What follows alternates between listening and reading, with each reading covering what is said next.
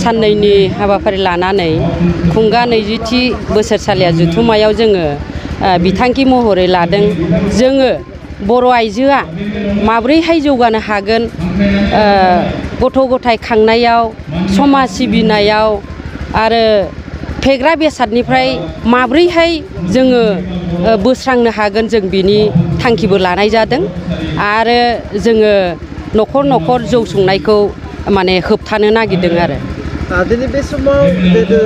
दुलाराय आइजो अनसाय आफादनि थिननाय बायदि नोंथांमोना उन्दै बैसोआव हाबा जानाय बेखौ होबथानो थाखाय मा राहा लादों? बेखौ होबथानो थाखाय जोङो साफ्रोमबो गारजेनाव अनुर'धबो खालायदों जे जोङो मोजां गथ' गथायखौ फोरोंनायाव सेस्था खालाय आरो जोङो उन्दै बैसोआव हाबा जाबा जोंहा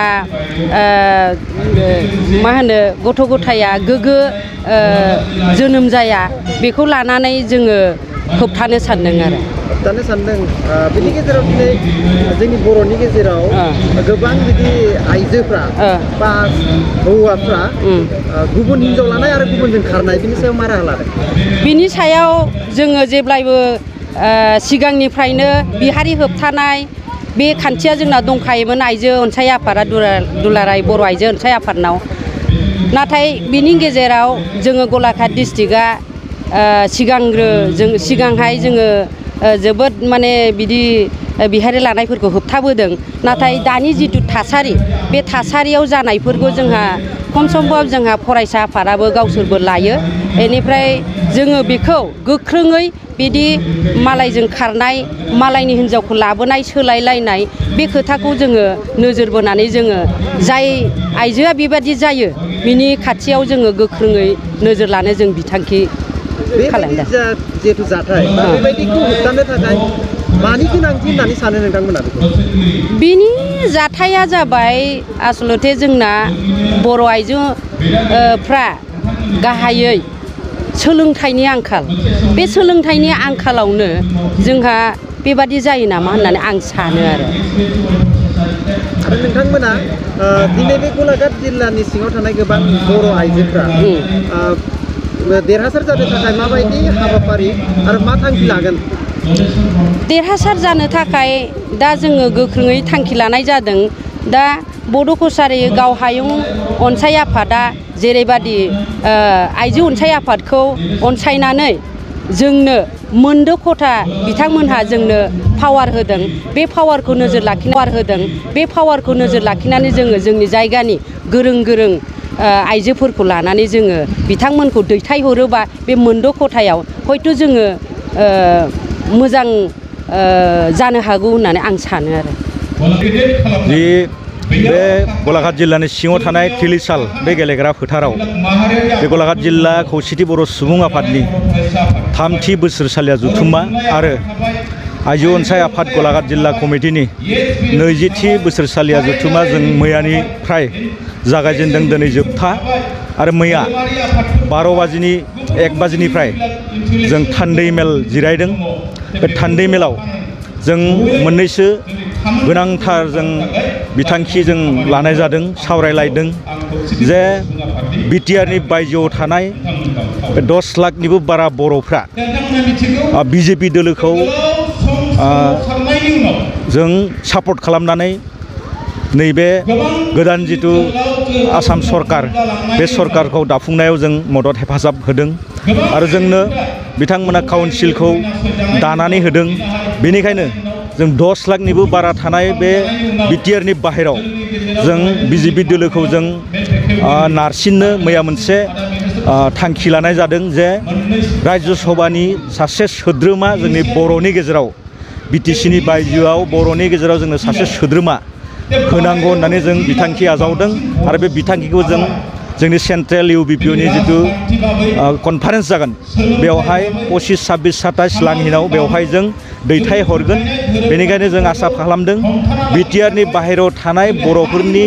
थाखाय जोंनो सासे राज्य सभानि सोद्रोमा जोंनो नांगौ, जों बेखौ बिथांखि आजावनाय जादों। आरो बे समाव नोंथांमोननि गलाघाट जिल्लायाव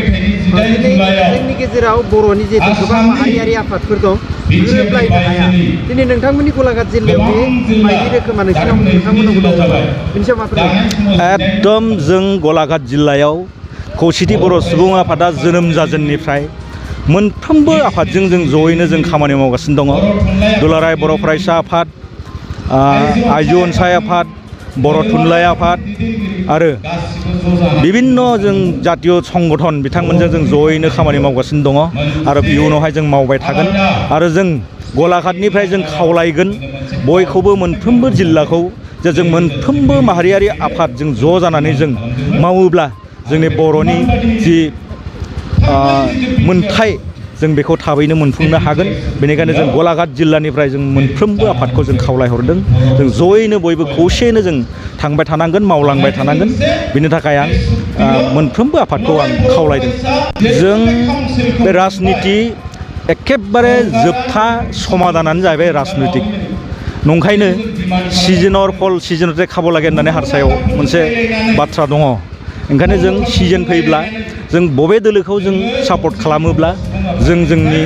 बर' जातिनि मोनथाय जोंनि गांनाय उखैनाय जोंनि जौगानाय हारिमु जोंनि राव बेखौ जों फोथांना लाखिनो हागोन। बबे दोलोखौ जों सापर्ट खालामब्ला जों सरकाराव लाबोब्ला जों मोनथायफोरखौ जों मोनफुंनो हागोन जों बेखौ नायनानै जों सिजोन सम लायै समाव जों डिसिसन लालायलायनानै जों आवगायलाङो। आसामनि सिङाव जिफोर काउन्सिल दङ मिसिं, टिवा, राभा, थेङाल, सनुवाल, देउरि आरो दा गोदानै जोंखौ जि दाना होनाय बर' कसारि वेलफेयार अट'नमास काउन्सिल मोनफ्रोमबो काउन्सिलनिख्रुइ जोंनि बर' कसारि वेलफेयार अट'नमास काउन्सिलनि सुबुं अनजिमाया बारा 10 लाखनिबो बारा आरो जिल्लायाबो 22टा जिल्लायाव जों गोसारनानै दङ। जोंनि गलाघाट जिल्लायाव 70,000निबो गोजौ सुबुं अनजिमा दङ। नंखायनो जों मैया थान्दै मेलाव डिसिसन लादों रायलायदों जे बयनिख्रुइबो बांसिन जोंनि बर' कसारि वेलफेयार अट'नमास काउन्सिलाव आसाम गभर्नमेन्टआ रां अनसुंथाइ होनांगौ होननानै जों मैया मोनसे बिथांखि लादों आरो बे बिथांखिखौ जों जोंनि सेन्ट्रेल कमिटिनि जि कनफारेन्स जागोन जों बेयाव दैथायहरगोन आरो सेन्ट्रेल कमिटिया आसाम सरकारनो जाहाथे नारसिननो हायो बेखौ जों रायलायलायनायनि गेजेरजों जों बिथांखिखौ दैथायहरनायनि थाखाय मैया जों डिसिसन लानाय जादों। जोंनि गलाघाट जिल्लायाव दासिमहालागै जों मोनबा समस्ति जानांगौ होननानै जों प्रप'जेल जों बिथांखि हरदों। बेनिखायनो जों आसा खालामदों जे मिरुआ खौसेथि बर' सुबुं आफाद दानि जि काउन्सिलनि इएम चिफखौ लानानै इएम बिथांमोना रायलायलायनायनि गेजेरजों जोंनो गलाघाट जिल्लायाव मोनबा समस्ति होगोन होननानै जोंहा मोनसे फोथायनाय दङ आरो जों दाबि खालामबाय थालांगोन।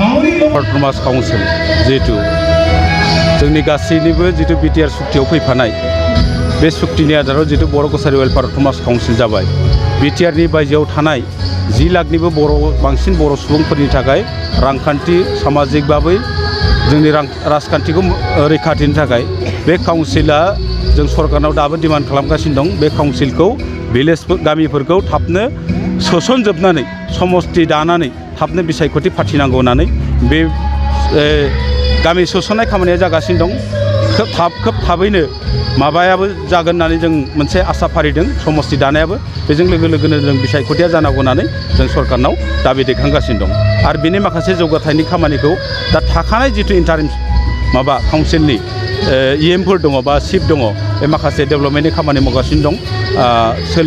सोलिसिगोन होननानै जों खोनानो मोनदों बेनि थाखाय जों गोजोननाय मोनदों। बिटिआरनि बायजोआव बर'फ्रा गासै 10 लाखसोनिबो बारा जागोन बेनि सायाव राजखान्थि मोनथायाव सारमोना माबा मोनसे दाबिदार खालामगोन नामा? बिटिआरनि बायजोआव 10 लाखनिबो बांसिन बर' सुबुं बेजों लोगोसे जों थाफाबाय जोंनि बर' फोलेरनिनो बर' रियां कक बराक भेलिनि 50,000नि बांसिन दं बिसोरबो जिहेतु जों थाबाय आरो बिथांमोनाबो जिहेतु बर' राव सोलोंनो थाखाय थियारि बेनि थाखाय जों राजखान्थि मोनथाय जों बिनो गोनां दं मानोना जों बिटिआरनि बायजोआव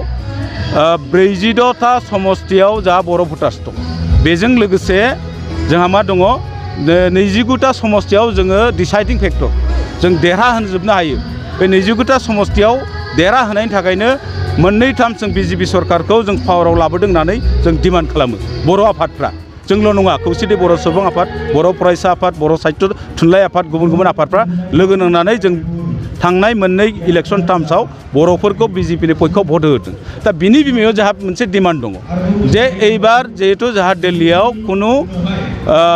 एमपि गैला राज्य सभायाव गैया लकसभायाव गैया बिनि थाखाय जोंनो राज्य सभानि सासे एमपि नांगौ आरो एमपिया जोंनो बिटिसिनि बायजोआव नांगौ जों बेखौसो बिबाय थादों बर' मानसिब्लाबो बिटिसिनि बायजोआव मानो नांगौ होनोबा जोङो बिटिसिनि बायजोआव गं 29टा समस्तियाव जों बर'फ्रा बिजेपिखौ देरहा होदों थारमाने बिनि थाखाय नांगौ आरो बेजों लोगोसे आं बुङो जिहेतु बिटिआर सुक्तिनि गासैबो दफाफ्रा जाफुङाखै जों गासैबो आफादफ्रा नारसिनगासिनो दङ आलादा आलादायैबो नारसिनहैदों जोंबो दिल्लीयाव थांनानै खौसेथि बर' सुबुं आफादाबो नारसिनहैदों दिल्लीखौ स्टेटआव चिफ मिनिस्टारजों जों गले गले रायज्लायना नारसिनबाय थादों चिफ मिनिस्टारखौ दुलाराय बर' फरायसा आफादाबो नारसिनदों गुबुन गुबुन आफादफ्राबो नारसिनदों खिन्थु जोंना थांनाया आलादा आलादा जानायखाय हयथ' सरकारा गेलेनो चान्स मोनदों आं बेनिखायनो खावलायदों मोनसे जयै थांनानै जइन्ट डेलिगेसन टीम थांनानै गभर्नमेन्टखौ प्रेसार होयोबा जों एसे दामखौ बांसिन मोनगोन नामा आंहा बेयाव फोथायनाय मोनसे दङ आरो बेजों लोगोसे बे बाउन्डारि कमिसना थिग जायैनि थाखायनो दिनैहाय सनितपुर जिल्ला आरो बिश्वनाथआ बिनि बे जायगा मोननैनि बर'फ्रा ना बिटिआर ना बिकेडब्लिउसि मोननै काउन्सिलनिफ्राय बन्सित जाना दं डेभेलपमेन्टनिफ्राय बन्सित जाना दं बे बन्सित जाना थानायखायनो आं खावलायदों बिटिआर आरो बिकेडब्लिउसि हाबसान्दि गोदो जेरै बिटिसिआ एसे एनै फान्डिं खालामो आउट अफ बिटिसिआव नङा होमबा फान्डिं खालामनायखाय बे फान्डिंआ जाफिननांगौ बिटिआरआबो माबा मोनसे मिनिमाम एमाउन्टबाबो हरनांगौ थारमाने बे जिल्ला मोननायाव आरो आं दिनै बिकेडब्लिउसिखौबो खावलायदों बिकेडब्लिउसिनिफ्रायबो माबा मोनसे मिनिमाम फान्डिं खालामनानै बे ओनसोलनि डेभेलपमेन्टनि थाखाय खामानि मावो आरो आं बुंदों मोनसे खोथा जों डिमान्ड खालामबाय थादों सरकारनाव जिहेतु थामथि बर' गोजोन गोरोबथा मोनसे जालांबाय शान्ति सुक्ति पिस मोनसे माबा जाबाय सुक्ति जाबाय बे सुक्ति जानायनि उनाव जों नुदों जारिमिनफ्राव जिबिलाक सागानगिरि सिगनेटरिफोर बेफोर कुनु दिन जेलाव थायाखै थारमाने बे जेलाव थायैयाव जोंहा दिनै रन्जन दैमारिया गोबाव सम जेलाव दङ बिथांखौ थाबैनो जेलनिफ्राय दिहुनना होनांगौ होननानै जों सरकारनि सायाव डिमान्ड दैखांदों गोजोनथाव खौरां आसामाव थानाय बयनिख्रुइबो साबसिन सोलोंथाइ होग्रा मिरुफोरनि गेजेराव टेक बुस्टाराबो गंसे क'क्राझार जिल्लानि सिङाव थानाय CST फिसारि मावख'नि साखाथियाव थानाय खारगावआव बे टेक बुस्टारा दङ बेयाव बयनिख्रुइबो मोजांसिन सोलोंथाइ आरो नेम सोलिनाय गोग्गो थाखो खथानि सुबिदा दङ सारा भारतनि गेजेराव सायख'जानाय बायदि सोलोंथाइजों सोमोन्दो थानाय फोरोंगिरिफोर दङ टेक बुस्टाराव प्रफेशनेल जार्नालिस्ट आरो टेकनिकेल कर्सफोरखौ होनाय जायो 24 घन्टा रैखाथिनि थाखाय मोजां सुबिदा आरो टेक बुस्टारा नोंथांमोनखौ सौहैहोगोन नोंथांनि थांखिसिम टेक बुस्टारा नोंथांनि सिमांखौ जाफुंसारनांगौनि थाखाय गांल' नङा साहस आरो गोहोबो होगोन सोलोंथाइ लाखांनायनि उनाव 100% प्लेसमेन्टनि खाबु दङ सोलोंनो गोसो गुदुं बिथांमोना 9395695095 जानबुं नाम्बाराव जगाजग खालामनो हागोन